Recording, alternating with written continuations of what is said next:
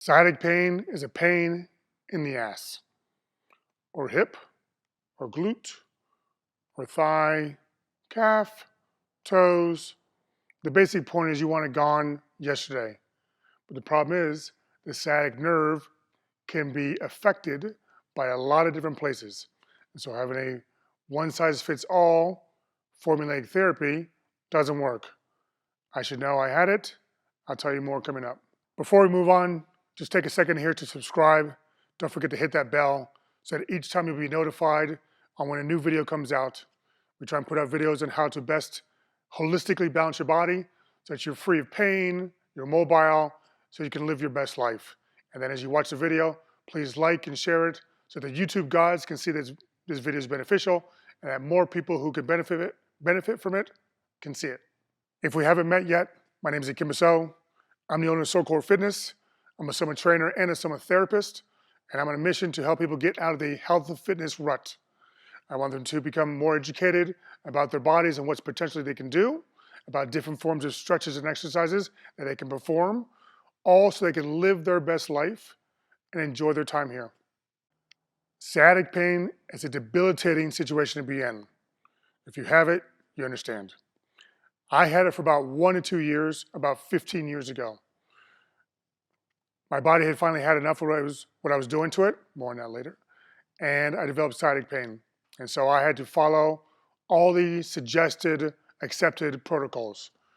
I went to the doctor, I got x-rays, they found an L405 bulge. They said, that's probably it, more on that later, how it might not be. I tried PT, yoga, Pilates, chiropractic, acupuncture, corrective exercises, more stuff. And it was taking up all my time, and it was never giving me back to where I was before. It was basically just sort of keeping it at bay, but there's times where it really wouldn't work.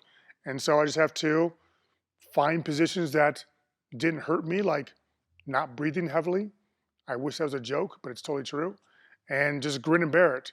Because it was terrible at that time, because at that time I was working just as a personal trainer. And so I had to spot people. I had to pick up weights. I had to move around the facility. And with that sciatic pain, it made it almost impossible. My sciatic pain started after my body had enough, had its last straw. I've been an athlete all my life. I've worked out all my life.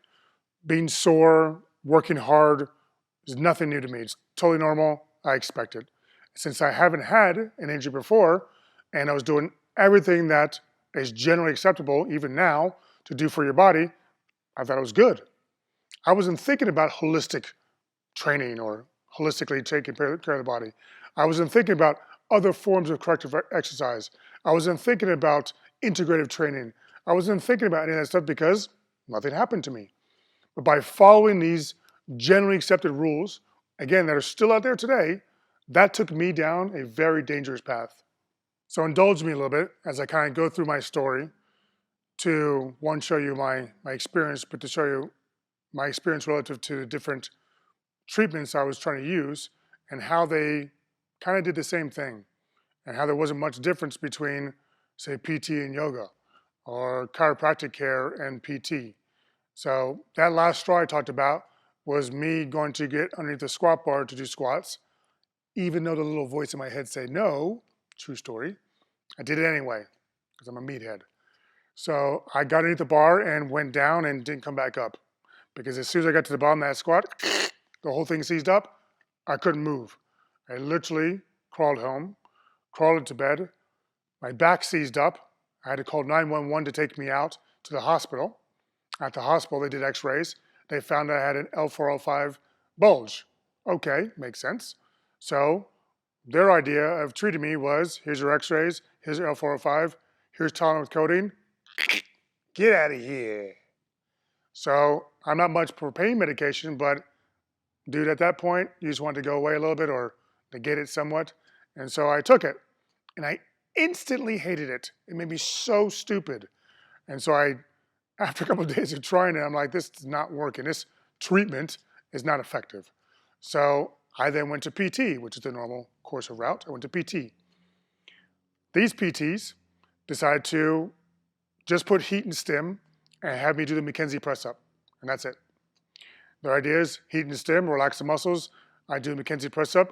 Theoretically, the disc is supposed to go back down into vertebral segment and stop touching the sciatic nerve. It made it matter so much worse, but I believe them because they're professionals, and so I kept doing it because I know, even at this time when I was just a personal trainer, that you have to continually do something for your body to re-educate it. So I kept doing it even though it hurt. So silly to think about now. So as I was doing these exercises, I also went to my first chiropractor. His idea of treating me was heat and stim. It's crazy to me to think about. These are two different professions, but yet their protocol is almost exactly the same. Obviously, that didn't work either. My muscles weren't tight anymore after the first initial injury. So at that time, I started thinking, okay, what else can I do? Mind you, I was still doing the McKenzie press-ups. And so I went to a yoga class. And I talked to the teacher. First thing I said, hey, look, I got L4, L5 bulge, I got sciatic pain. I want to make sure that this is appropriate for me.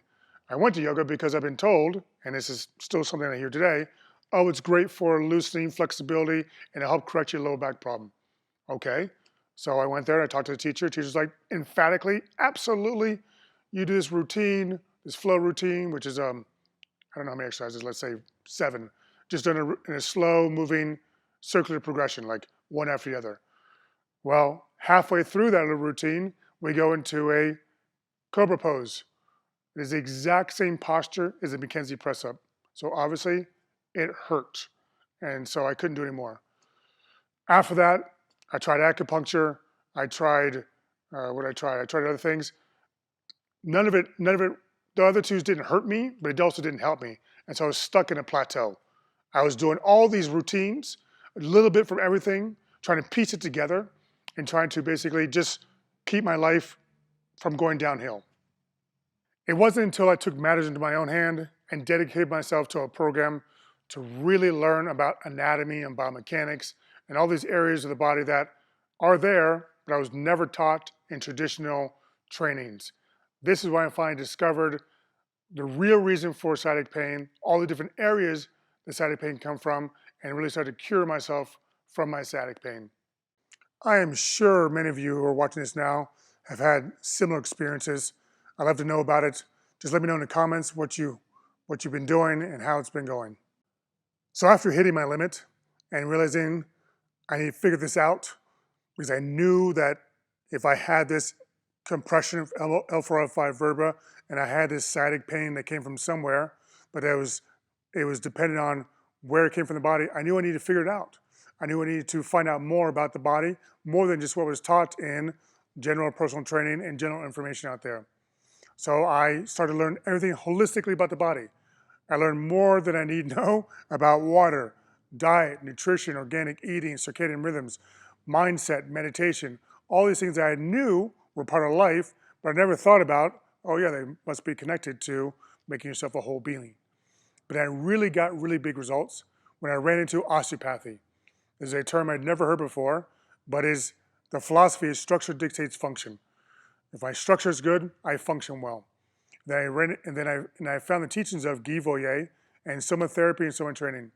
When I started to study the body as it really is, not just with origin insertion and anatomical information, I started to see how the interconnectedness, interdependentness, all these different areas I'd never heard of before play a huge role in how we function.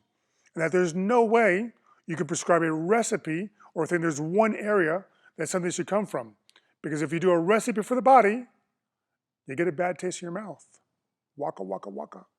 So I knew that the sciatic nerve came from L4, L5, a little bit S1. But as I studied further into the body, I saw that it also can come from S2 and S3. That, of course, it came out the greater sciatic notch, but it came out that notch through a small little opening called reshaped space along with the piriformis. I knew that it traveled down the back of the thigh, but I didn't know that it could be attached to the bicep femoris, one of the hamstrings.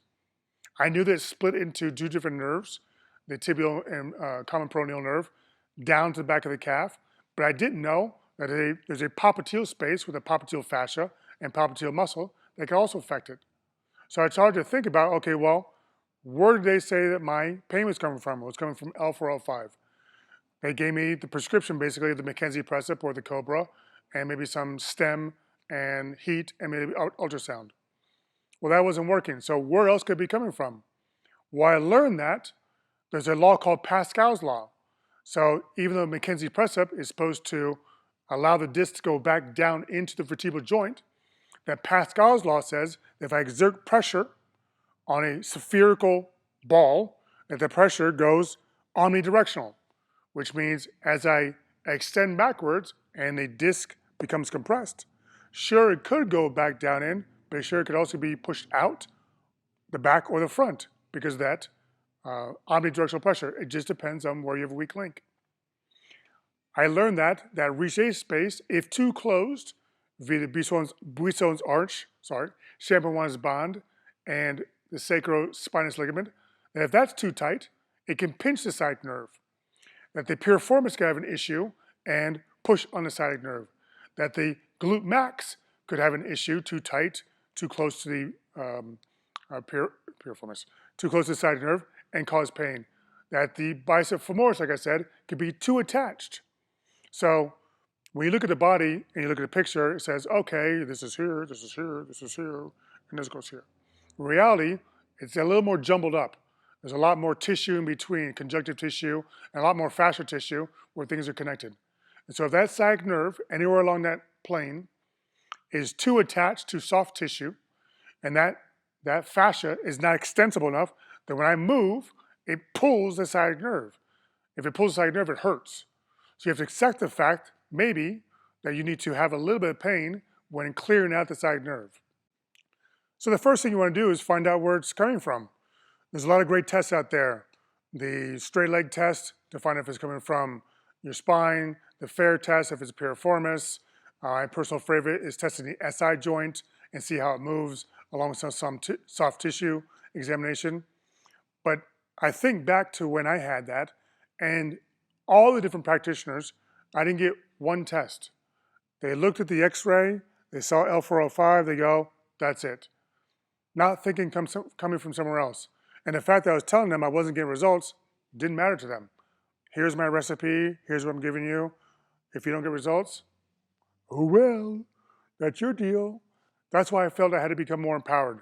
So when I say think about working fascially with all those muscles I just talked about, I don't mean foam rolling. I don't mean taking a tennis ball and trying to roll around that area and think it's going to free it and open the entire area. I don't mean taking a blunt object like Drassen technique and driving it into your tissue, trying to free that sciatic nerve from all those different areas. That might make you feel better in the short term because of the burst of endorphins and stuff from all the pain, but it's not going to cure the area. You need to structurally reintegrate your body. Basically, if it's tight, stretch it. If it's weak, strengthen it. Put everything back in place. Tell it to do its job, and you'll start to feel better. There you go. I hope you have a greater understanding now on why that sciatic nerve becomes so problematic in all the different areas. I hope that you can at least have better questions to ask now when you move forward to try and cure your pain. I hope that you find techniques that help those more effectively than what I found. It's not a simple solution. And know that, unfortunately, the longer you've had it and the more your body has adapted to having that, the different soft tissues, the longer it's going to take, the more it's going to hurt. But you need to distinguish what's a good hurt, what's a bad hurt, right? You know what bad hurt is. You know what sciatic nerve pain feels like. That's not what you want.